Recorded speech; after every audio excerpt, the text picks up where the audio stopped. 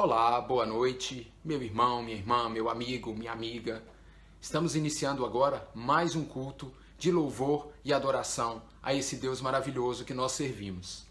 Nós estamos agora iniciando o mês de junho, praticamente a metade do ano de 2020, onde, apesar de todas as dificuldades que não só o Brasil, mas todo mundo está passando, nós temos percebido a presença de Deus no nosso meio. Mesmo nesses momentos de angústia, de dificuldade, nós temos percebido e sentido o cuidado de Deus para com cada um de nós. E só nos cabe, como cristãos, como servos desse Deus, prestar louvor e adoração a Ele pela sua presença e por tudo que tem feito, e antes de tudo, porque Ele é Deus, e é Ele sim o único que merece todo louvor e adoração. Então vou convidar agora nesse momento a que cada um de vocês me acompanhe na leitura no livro dos Salmos, no capítulo 40. Nós vamos ler do versículo 1 até o versículo 5. Vamos fazer essa leitura? Esperei com paciência pela ajuda de Deus, o Senhor. Ele me escutou e ouviu o meu pedido de socorro. Tirou-me de uma cova perigosa, de um poço de lama. Ele me pôs seguro em cima de uma rocha e firmou os meus passos. Ele me ensinou a cantar uma nova canção, um hino de louvor ao nosso Deus. Quando virem isso, muitos temerão o Senhor e nele porão a sua confiança. Feliz aquele que confia em Deus o Senhor, que não vai atrás dos ídolos, nem se junta com os que adoram falsos deuses. Ó Senhor nosso Deus, Tu tens feito grandes coisas por nós. Não há ninguém igual a Ti. Tu tens feito muitos planos maravilhosos para o nosso bem. Ainda que eu quisesse, não poderia falar de todos eles, pois são tantos que não podem ser contados. As misericórdias de Deus, as misericórdias do Senhor, são tantas que não podem ser contadas. As bênçãos que Ele derrama sobre nós são infindáveis. Muitas vezes nem sabemos que Ele está nos abençoando. Porque o Deus a quem nós servimos é o Deus que cuida de cada um de nós. Ele conhece a nossa individualidade, conhece cada um por dentro, conhece as nossas intimidades, conhece as nossas capacidades e, antes de tudo, Ele nos conhece como filhos. Então é esse Deus maravilhoso que nós temos o dever de louvar e engrandecer esse nome. E para isso agora eu convido a que cada um de vocês feche aí agora os seus olhos. Onde quer que você esteja, feche os seus olhos. Vamos elevar a esse Deus uma oração de louvor, uma oração de gratidão por tudo que Ele tem feito, porque Ele realmente tem cuidado de nós em todos esses momentos. Vamos orar? Pai amado, Deus bondoso, Deus de misericórdia, nós louvamos e agradecemos a Ti pela Tua presença diariamente nas nossas vidas.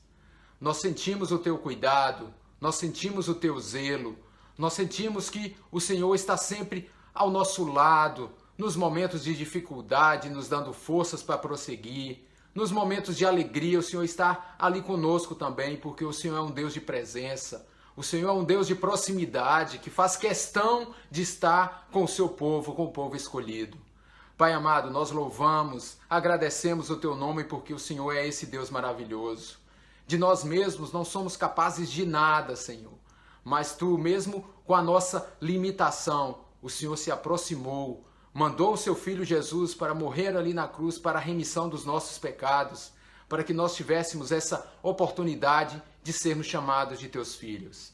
Pai amado, nós louvamos e agradecemos a Ti por tudo que o Senhor tem feito. Cada momento das nossas vidas nós dedicamos a Ti, porque nós sabemos que em todas essas fases, todos esses momentos, o Senhor está ali conosco, ao nosso lado.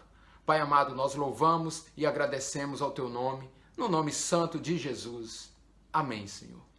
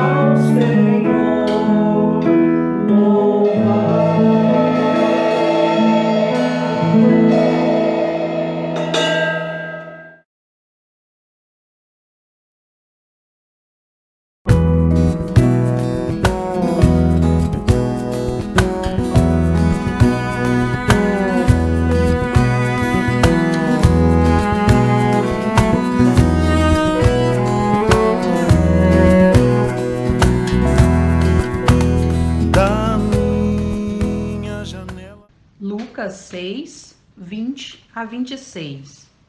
Olhando para os seus discípulos, ele disse: Bem-aventurados vocês os pobres, pois a vocês pertence o reino de Deus.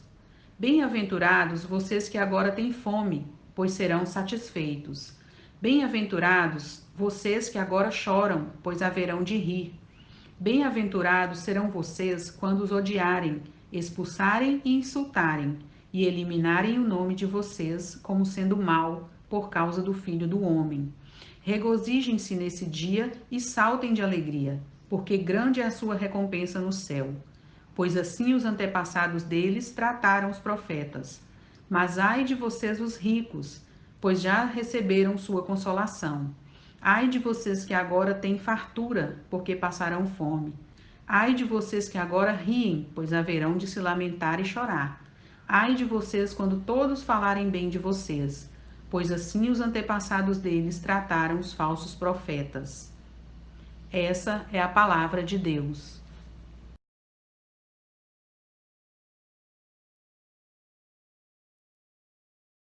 Uma das mais claras orientações na Bíblia é a respeito do dever dos cristãos de cuidar do pobre. Portanto, uma das marcas de qualquer igreja é com certeza o cuidado e o envolvimento com o pobre.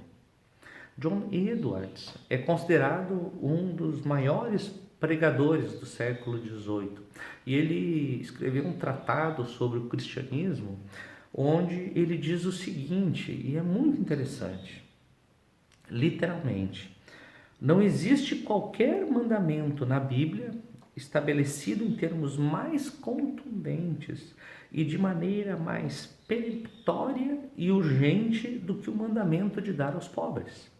A palavra peremptória aqui é importante, embora ela seja diferente, mas ela significa que é sem dúvidas, sem controvérsias.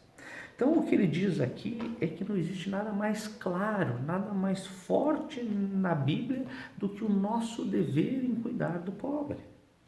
Para ele, quando você se torna cristão, não existe orientação mais clara de Deus do que essa questão de lidar, de cuidar do pobre. Perceba a importância do que nós estamos falando. Agora, o que me impactou nessa palavra, nessa frase, quando eu li, foi o seguinte, foi o fato de perceber que a maior parte dos cristãos, e talvez até de não cristãos, quando fala na questão do cuidado com o pobre, acha que é uma opção. Então, nós, na igreja, muitas vezes, reduzimos a questão do cuidado com o pobre com o departamento da igreja, ou talvez com algum grupo que se mobiliza, ou talvez nós podemos pensar que são pessoas que têm dom apenas, ou que gostam de fazer isso. Mas a Bíblia, ela dá um outro movimento, ela diz que não é por aí. E John Edwards, ele afirma isso de maneira categórica. E ele diz que isso não é só para alguns tipos de igreja, aquelas que estão mais próximas de região de pobreza. Não, é para todas as igrejas em todos os lugares. Então agora nós chegamos ao texto de Lucas, onde é exposto o famoso Sermão da Montanha. E ele chega e diz: bem-aventurados são os pobres.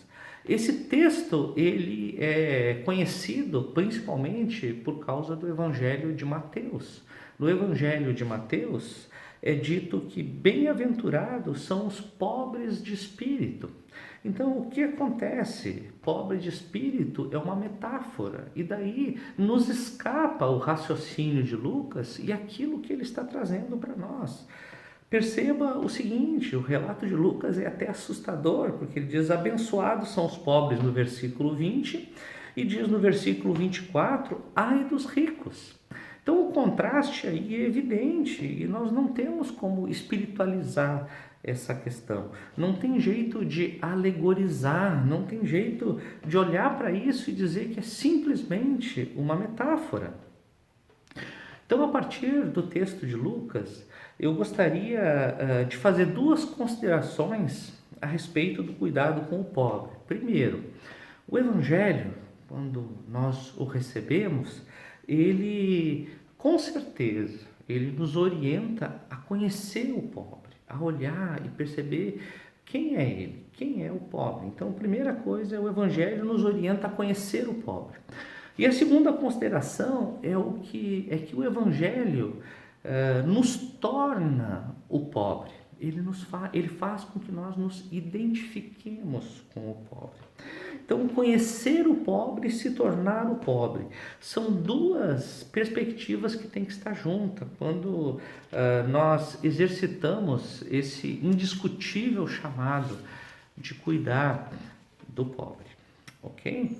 Vamos então falar sobre o que é o pobre, como o Evangelho nos leva a conhecer o pobre. Então veja, quando Jesus diz, abençoados são os pobres, principalmente em Lucas, o que acontece? Vem à mente das pessoas não apenas uma frase solta, como se soasse uma metáfora.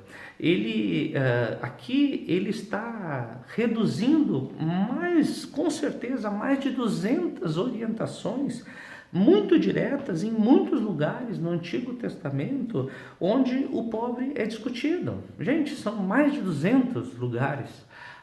O Antigo Testamento todo é muito rico nessa questão. Então, quando Jesus ele pronuncia essa palavra, vem à mente das pessoas todas essas citações e todo o contexto que é o que está sendo dito e que é o que está sendo explicado. E são tantas coisas que é um desafio para nós selecionar algumas. Então eu só vou destacar algumas coisas bem objetivas, né? A primeira coisa que eu queria destacar para nós conhecer o pobre a partir do Evangelho é dizer o seguinte, que o pobre se refere, em primeiro lugar, uma coisa óbvia, à sua condição econômica, ou seja, a condição econômica da pobreza. Isso significa que o pobre é alguém que não tem recursos ou que tem muito pouco recurso, ou seja, ele não tem dignidade, porque ele não tem aquilo que o mundo diz que ele deveria ter para ser valorizado, né? Tem um versículo importante aqui, que é Provérbios 10:15, eu acho que resume muito daquilo que eu quero dizer.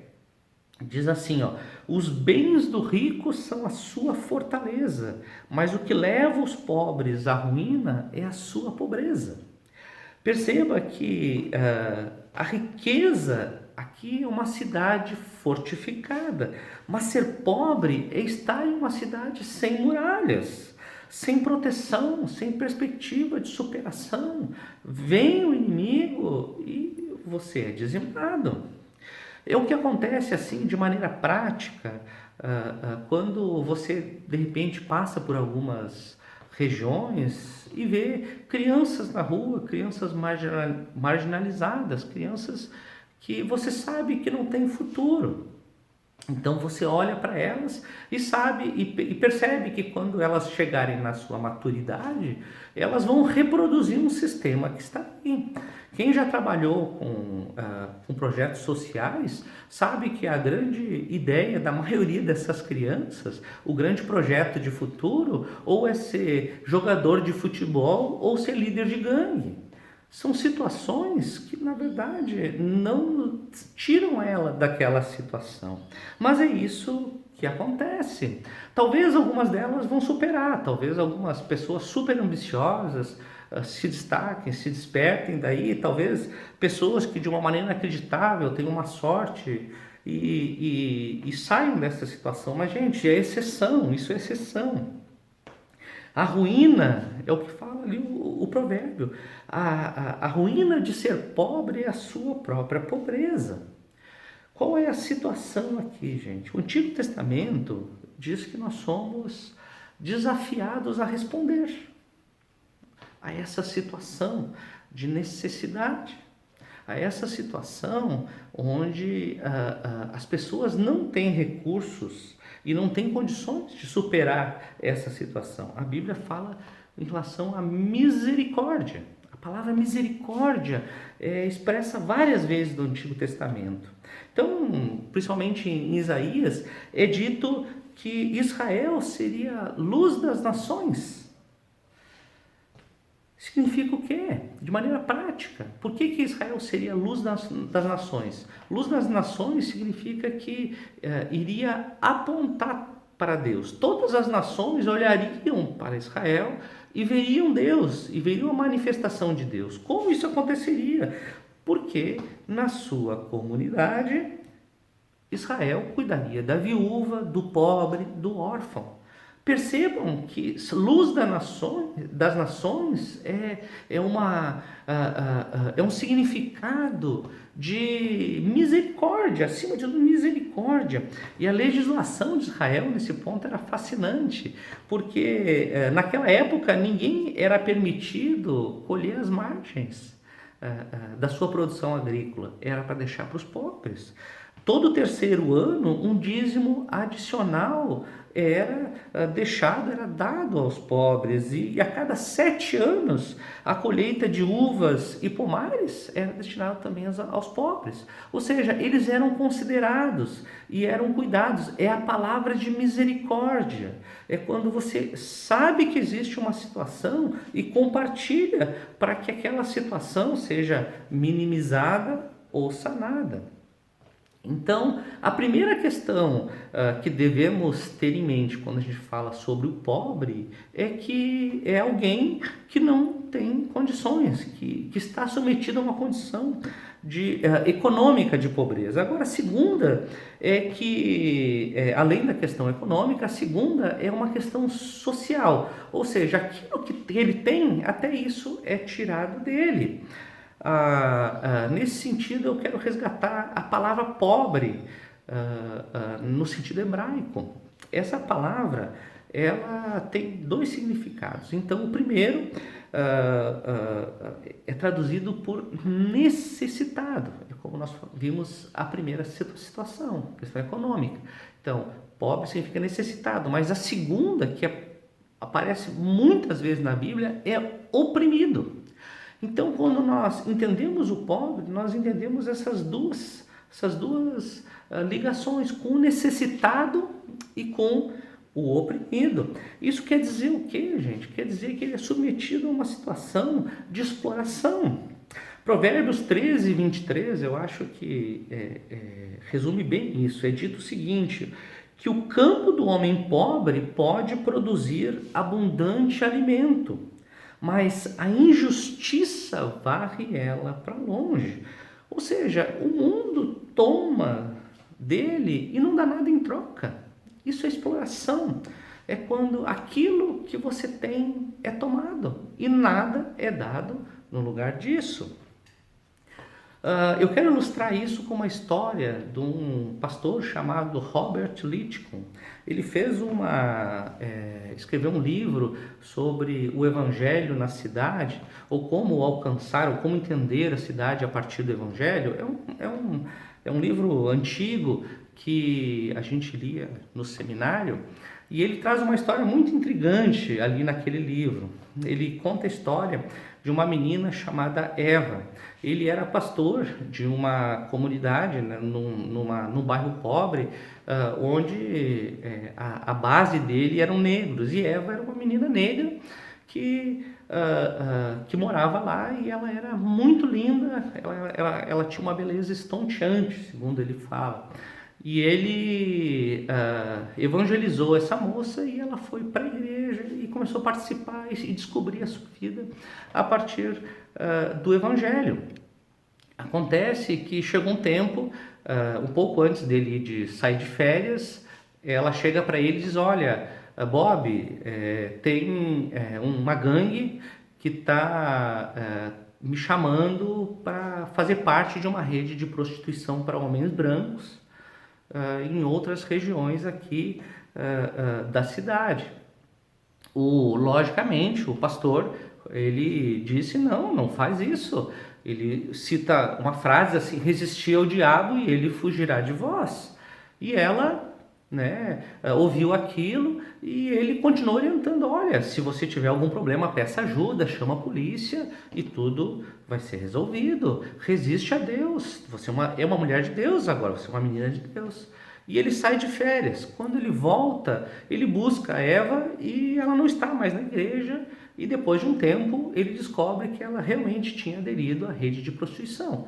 Quando ele consegue falar com ela, ele questiona: Eva, por que você entrou nessa situação se eu disse que não era para você entrar? Ela diz: olha, realmente eu não quis entrar, mas a minha resistência fez com que eles batessem muito no meu pai. Ele foi parar num hospital. Eu continuei resistindo, então eles bateram no meu irmão, e meu irmão foi parar num hospital.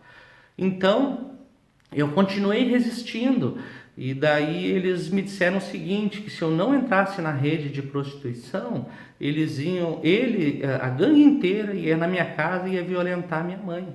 Daí ela disse assim: daí foi demais, daí eu não resisti e entrei para a rede de prostituição. E daí o Bob perguntou: mas Eva, por que você não pediu ajuda? Por que você não chamou a polícia?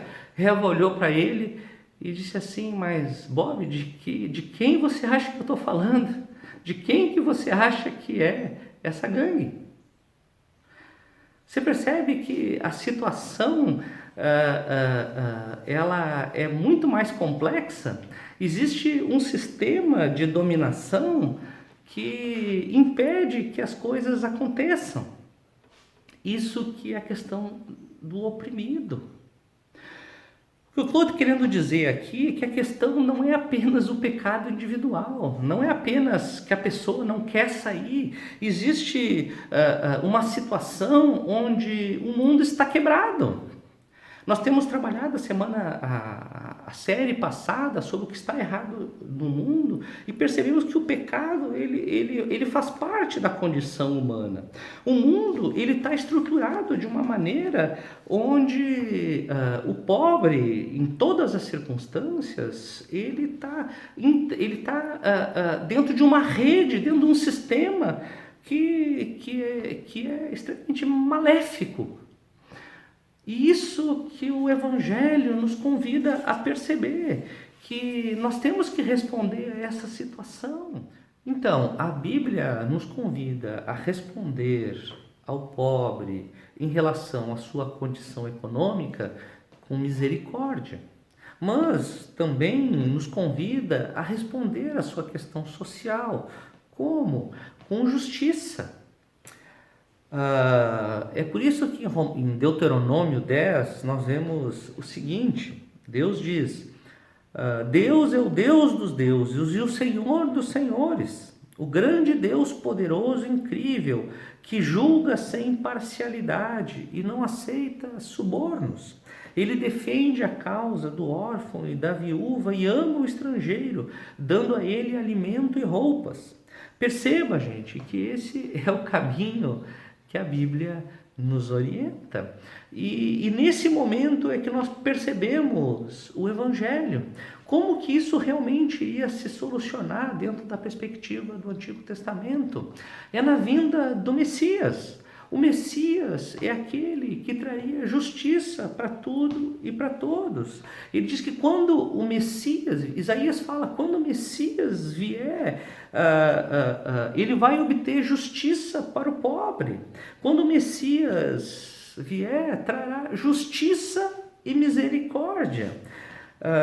Por isso que Isaías 11 especificamente fala que a justiça vai se espalhar e Deus vai julgar o pobre quando vir o Messias.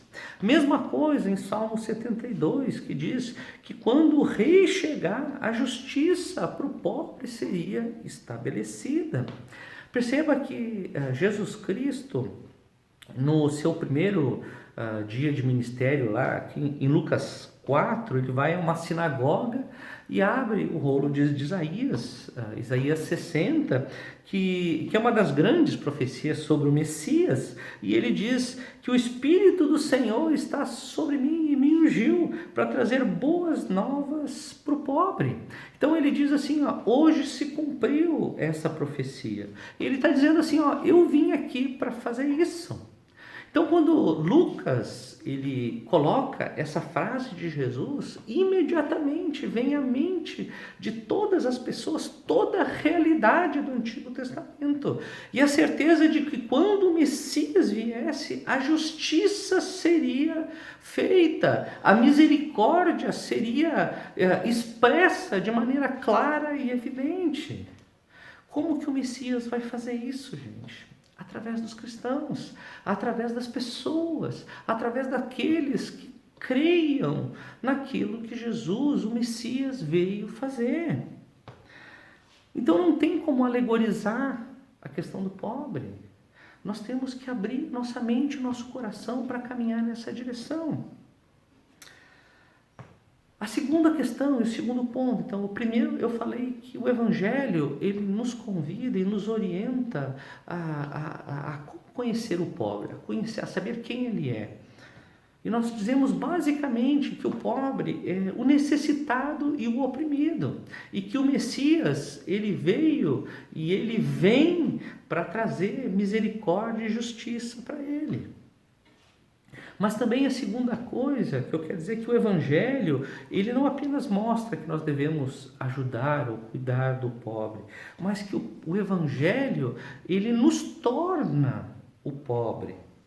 Gente, é uma nova postura. É isso que dá toda a diferença para quando você for trabalhar com o cuidado do pobre.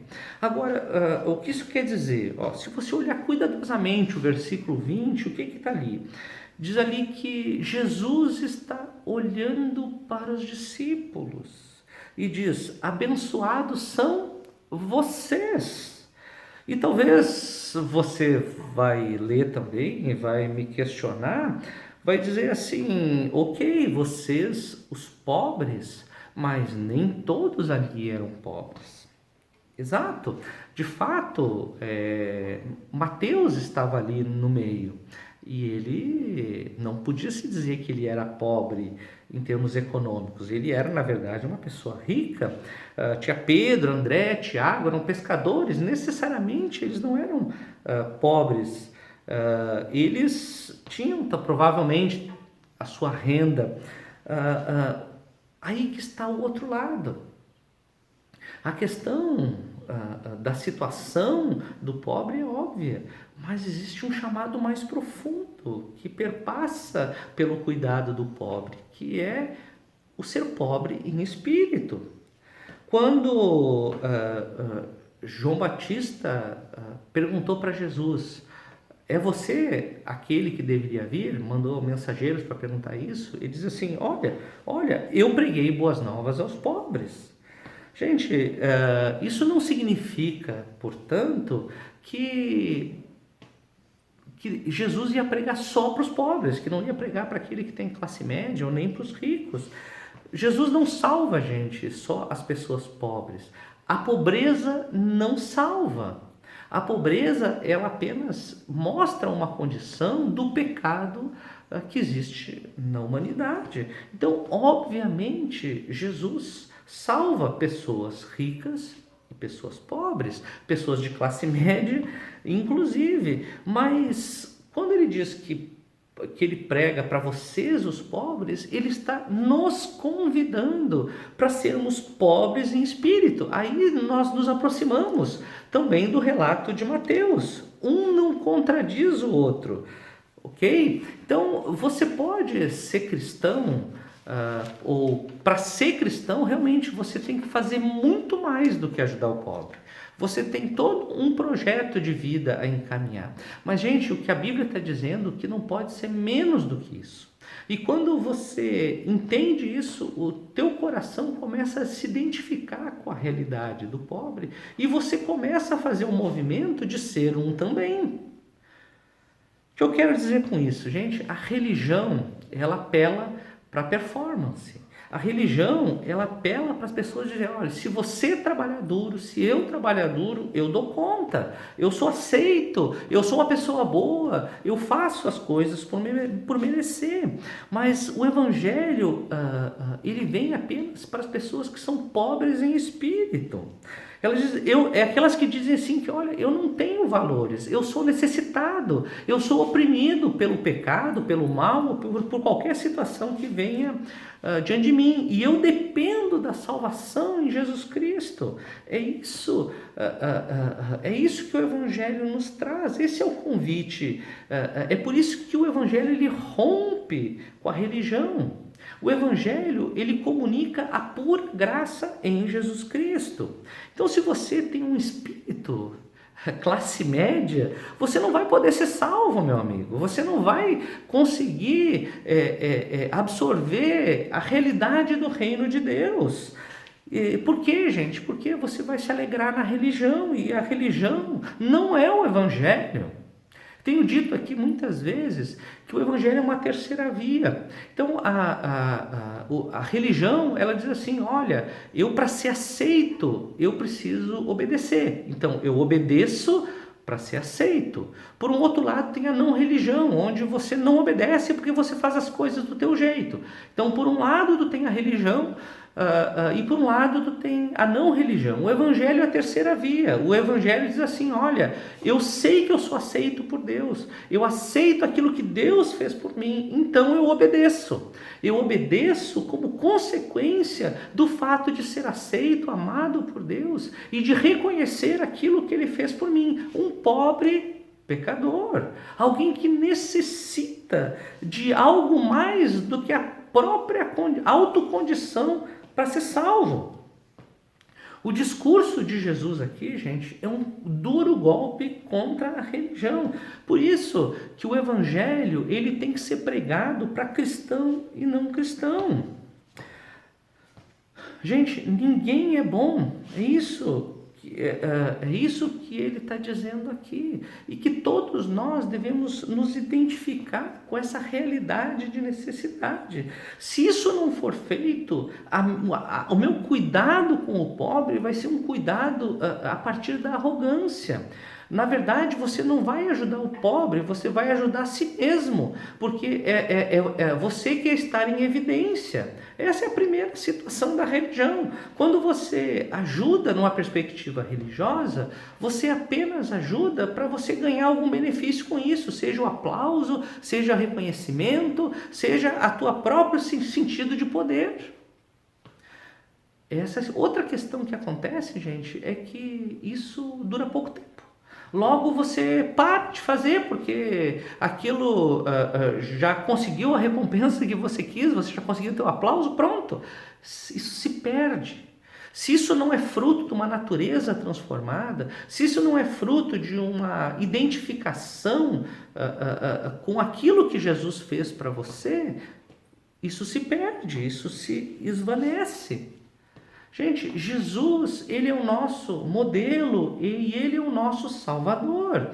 Ele se fez pobre, era um rico que se tornou pobre. Ele nasceu num coxo, numa manjedoura, que é um coxo de animais. Os seus pais, quando foram fazer a cerimônia de dedicação, no ritual da circuncisão, eles ofereceram 2 pombas. Gente, 2 pombas significava que eles eram os mais pobres, era a menor condição econômica para participar daquela cerimônia. Então davam 2 pombas jovens. Jesus foi aquele que disse: as raposas têm suas tocas, os pássaros têm seus ninhos, mas o Filho do Homem não tem onde reclinar a cabeça. Gente, ele era alguém que não tinha nada. Ele foi um homem um rei que quando entrou triunfalmente em Jerusalém, ele veio montado em um jumento emprestado. Ele não tinha posses, ele não tinha nada. Na última ceia ele usou uma sala emprestada. No enterro, o túmulo também foi emprestado, ele morreu nu. E os trapos que ele tinha, a roupa que ele tinha, também foi tirada dele no último dia. Então, ele não levou nada, ele não tinha nada. É nisso, gente, é nisso que nós temos esperança. Porque Jesus se fez pobre por nós, se fez necessitado e oprimido para se identificar conosco, para que nós possamos também fazer o mesmo movimento. Você consegue ligar as duas coisas agora? Você consegue entender que cuidar do pobre, se tornar pobre, ele faz parte do mesmo processo do reino de Deus ser estabelecido. Porque você não olha só para você abandona o olhar indivíduo e esse merece, aquele não. Eu faço agora porque isso me torna bom, ou eu não faço ali porque aquilo não tenho vontade de fazer. Não, mas você começa a entrar num processo muito mais amplo de estabelecer o reino de Deus, assim como o Messias veio para fazer. Você não se deixa tomar por emoções ou sentimentos. Você entra numa nova realidade, a realidade do reino de Deus. Você acompanha o que Jesus fez. É isso. Esse é o sentido de nós cuidar do pobre. Eu gostaria de concluir perguntando o seguinte: você se deu conta do que o Messias fez? Porque, gente, o Messias não veio trazer apenas um programa, ele veio trazer um reino. É muito mais do que um programa. Então, o Evangelho segue nessa direção e levanta o pobre, ou seja, ele traz dignidade. Versículos 21 e 22 dizem assim: abençoado vocês que têm fome, porque serão saciados. Abençoados serão vocês que choram, porque irão rir. Ele está trazendo dignidade. É a parábola do bom samaritano, quando Jesus identifica que havia um moribundo na rua e um samaritano, alguém que você não espera, vem e o levanta. A passagem do bom samaritano, ele nos chama a nós nos identificarmos com o moribundo e não com o samaritano. E perceber que nós estamos à beira do caminho e que Jesus é aquele que vem e nos resgata de maneira surpreendente. E ele nos convida a imitá-lo. Ele nos convida a fazer parte desse projeto que ele tem e que ele veio trazer para o mundo. Então, gente, quando nós vemos que a dignidade que é dada para o pobre é a mesma dignidade dada a nós fazemos um movimento que não é de pena, mas é de amor. Nós apenas não temos pena das pessoas, nós amamos. Então, as pessoas elas se tornam nossos parceiros na caminhada. Você vê eles como parceiros do reino de Deus. Você não se sente superior a elas. Você não fica apenas selecionando aqueles que merecem e aqueles que não merecem ser ajudados. Você começa a olhar para um projeto mais amplo. Você começa a olhar para onde você quer ir. Você crê e trabalha em prol do reino de Deus, que veio em Jesus Cristo e que anuncia a misericórdia e a justiça para o mundo inteiro. Então você começa a fazer parte disso. Você perceba que isso é muito importante nos dias de hoje, porque nós temos receio muitas vezes de ajudar, porque nós podemos ser paternalistas, ou nós temos receio de ajudar porque a pessoa merece ou não merece. Gente, o convite de Jesus, portanto, não é simplesmente para dar de uma forma religiosa, mas é para contribuir para que a misericórdia e a justiça alcancem o mundo. Então você precisa ser inteligente, você precisa ver o que está acontecendo, você precisa estudar a situação à tua volta, e com oração, com o coração aberto, com amor, realmente com compaixão, você se dispõe ao serviço, se dispõe a servir a todas as situações. E com certeza, eu já falei isso, ajudar, cuidar do pobre, ele não é a única situação que te faz cristão, mas ela não é menos do que essa. Ser cristão não é menos do que ajudar o pobre, não é menos do que isso. Então, com certeza, é um desafio e sempre vai ser um desafio. Jesus disse que sempre haverá pobres no meio de nós. Então, ajudas pontuais, como cestas básicas que nós estamos fazendo, são extremamente importantes. Mas se não vir de uma natureza transformada, se perde. Por outro lado, gente, se nós aceitamos essa nova percepção e o amor e a identificação com o pobre acontece, nós começamos a orar e a pensar em como, de maneira criativa, nós podemos trazer misericórdia e justiça para o mundo. E como nós podemos também aprender a viver em contentamento. Nós começamos a perceber que nós não precisamos de tantas coisas assim para sermos felizes. Nós sabemos que em Jesus, Ele nos dá dignidade, então Ele nos sustenta. Então, gente, no Messias existe um poder no mundo que muda todos os corações, os nossos, os dos pobres, de todas as pessoas. Isso vai mais fundo que qualquer projeto social ou qualquer ação pontual.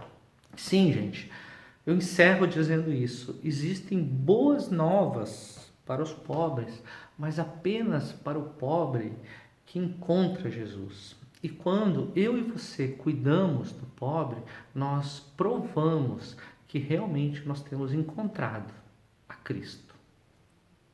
Vamos orar?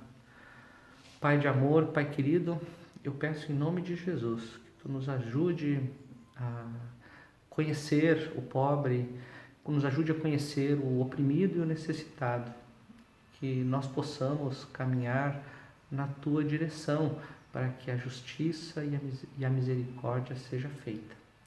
Que a nossa igreja aqui, ela possa participar desse projeto do Reino de Deus com o coração identificado em Ti, que se fez pobre por nós, com graça e misericórdia. Obrigado, Deus. Nós oramos a Ti e louvamos o Teu nome, nos dispondo a fazer a Tua vontade. Em nome de Jesus. Amém.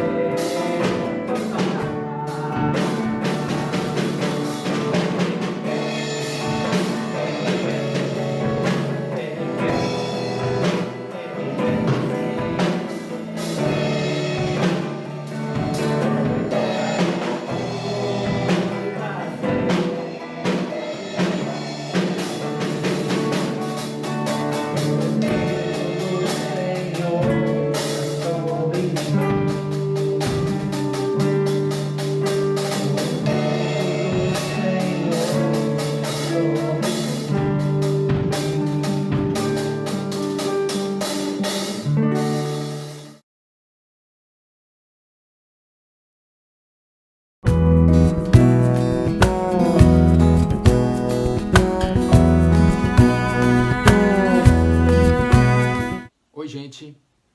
Estamos aqui para falar um pouquinho sobre esse momento que a gente está passando com a relação à pandemia. Notícias a todo instante aparecem sobre pessoas que estão adoecendo, infelizmente, vidas estão sendo perdidas. Chegamos a ter estatísticas de mais de 1.000 pessoas mortas em um só dia no Brasil. É uma situação muito séria. E eu quero aqui agora trazer essa reflexão para cada um de nós. O quão é importante que tomemos os cuidados e aquelas cautelas que nós mesmos podemos fazer de forma simples. Mantendo o distanciamento, utilizando a máscara, lavando sempre as mãos, utilizando álcool gel se tiver. Ou seja, todas essas medidas que amplamente são divulgadas realmente são importantes, irmãos. É importante que cada um de nós tome essa consciência de que nós devemos, além de cuidar de nós mesmos, nós devemos cuidar do próximo. Cuidando de nós e cuidando do próximo, nós estamos fazendo aquilo que o Senhor nos ensinou, que é ter amor àquelas pessoas que estão ao nosso lado. Nós sabemos que não é fácil ficar em isolamento, sabemos que não é fácil cumprir algumas regras que a gente não estava acostumado, mas é esse o momento que nós estamos vivendo. E ele vai passar, irmãos. Vai passar. Nós vamos continuar daqui a algum tempo a ter nossas atividades normais. E o quanto antes nós tomarmos essa consciência e fizermos a nossa parte para cuidar de nós mesmos e cuidar do nosso próximo, esse momento vai passar mais rápido. Então é essa reflexão que eu quero trazer agora neste momento para cada um de vocês, para cada um de nós. Vamos ter o cuidado. A ciência, a técnica está nos ensinando aquilo que devemos fazer. As estatísticas estão aí mostrando a realidade e precisamos tomar essa consciência para que logo mais à frente nós vamos voltar à normalidade, teremos os nossos cultos normais, nós estamos sentindo falta do abraço, a falta do aconchego do irmão. Nós estamos em um processo de mudança para tentarmos voltar à normalidade. E cabe a cada um de nós, cada um fazer a sua parte para que esse momento passe o mais rápido possível. Então esse é o nosso recado aqui, meu amigo, meu irmão. Cuide de você, cuide do próximo e tome as cautelas para se prevenir dessa doença que está aí, porque ela não é brincadeira. Independe da idade, independe da condição física, ela está aí e pode atingir a todos. E o que nós podemos fazer, a nossa parte, cuidando de nós mesmos, cuidando do próximo e deixar que Deus esteja cuidando de nós todos, como Ele sempre fez. Então vai aqui esse recadinho para cada um de nós. Tá bom, irmãos? Oi, eu sou a Fernanda, sou médica residente em terapia intensiva, estou trabalhando numa UTI com pacientes portadores de coronavírus. Desde outubro do ano passado, essa infecção pelo vírus é uma realidade. Nós sabemos que a maioria dos casos é leve, porém, nos casos em que os pacientes evoluem gravemente, muitos precisam ser entubados, pronados, dialisados e muitos evoluem com disfunção de múltiplos órgãos e acabam vindo a óbito. Eu venho aqui para ressaltar a importância da prevenção, que inclui o uso da máscara, o distanciamento entre as pessoas de no mínimo 1 metro, a lavagem das mãos com água e sabonete por 60 segundos e o uso do álcool gel.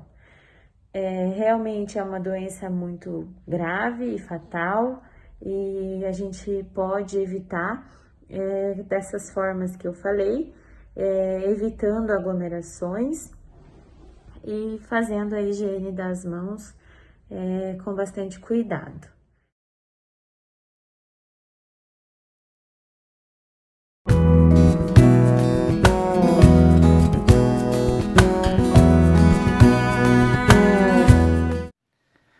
Deus, que é Pai, Filho e Espírito Santo, está conosco.